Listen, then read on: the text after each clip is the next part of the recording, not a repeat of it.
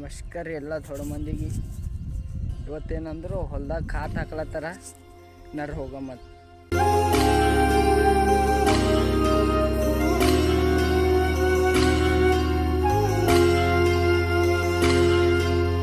ಬೆಳೆದ ಬೆಳೆಗೆಯಲ್ಲಿ ಬೆಲೆಯೂ ಇಲ್ಲದೆ ಛಲವ ಬಿಡದ ಭೂಮಿಲಿ ನಿಂತನು.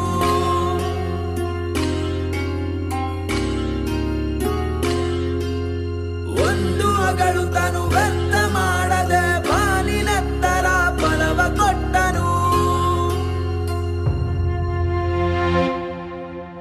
ಅನ್ನದಾತ